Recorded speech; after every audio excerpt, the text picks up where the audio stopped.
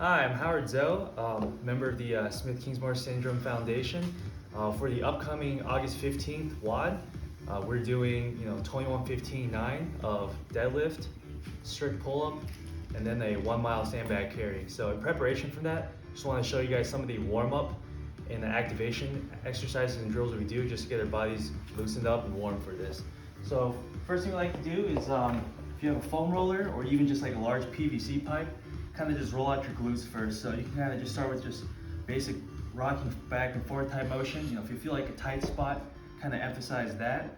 If you want a little more emphasis on one side, what you do is you prop your leg up, and that's the, let's see, my left leg is propped up. That's gonna emphasize the left glute. So you kind of, if you feel any knots there, you kind of roll it out. You alternate for the right leg as well. So you can also go down further, roll out your back. You might hear your back cracking like mine did. Kind of just arch back and just let that loosen up your spine a little bit. Just feel that down the entirety of your upper and lower back. So once you're done with that, next thing you can do is loosen up your legs and your quads. So a good one to do is kind of just get on the side, prop this leg up, and if you want to emphasize the left leg, you kind of just roll it out. Just not so much of a big motion, but kind of focus on like where the tight spots are. And like I said, you just alternate for the other side, prop up the other leg, do the same thing. So that's kind of like the mash phase, mash out the tight spots. Then next step, we're going to show you some of the activation drills. So that first one I want to show is it's a basic yoga move. It's called a cat camel. So get on all fours. And what you want to really do is just kind of arch your back up like a cat, and then put it back down. You feel that arch in your back, and just do that for 10-15 reps. Kind of nice and slow. Just feel the stretch in your back. So that's a good one. After that, I like to go into it's called a bird dog. So this is essentially a glute activation exercise. So what you do is, right hand, left leg, keep on the ground, spine neutral, and then you kick back. So left leg outstretch, right leg back, hold for a second, and you do that for, once again, 10-15 reps, and you do the other side as well. So opposite leg, opposite hand, and just feel the contraction in the glute in the lower back. Another good one we like to show is this one opens up your thoracic spine, which think of it as your middle of your back, and you want some good mobility there when you do your deadlifts and your pull-ups.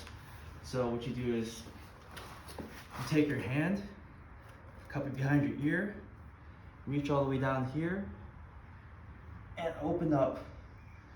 So just repeat that, like I said, 10-15 times, and you repeat sides for that one as well. Another good exercise, or another good stretch I want to show you, this is called a pigeon stretch, and this is going to really open up your hips. So start off in this position, bring your leg up, put your back knee down, lean forward as much as you can, and just hold this for 15 to 30 seconds. Now, if you want to make it a little more dynamic, which I like to do, you can also lower yourself down and raise yourself back up in this position. This really opens it up the hip. And if you need to assist with your hand, that's okay. Just kind of feel that stretch, right? Do 10-15 on each side. But if you can get all the way down and all the way up, no assistance, that's good as well. The other one I will show you, this one's going to be on your back. This one's called a dead bug. So this kind of helps reinforce like the breathing and bracing you need for like the deadlifts. So what you want to do is you want your lower back to be flush against the ground, right? Kind of expand out in your abdomen, because when you deadlift, you want to expand out. That provides stability in your trunk.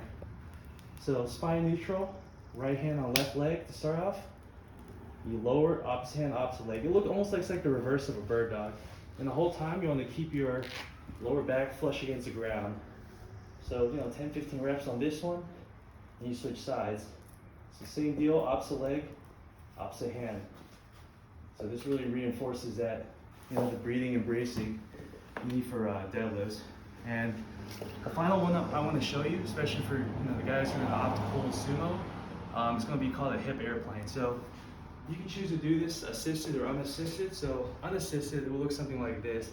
As you plant your left leg, have your hands out like an airplane, kick this one back, and then you rotate outwards and up.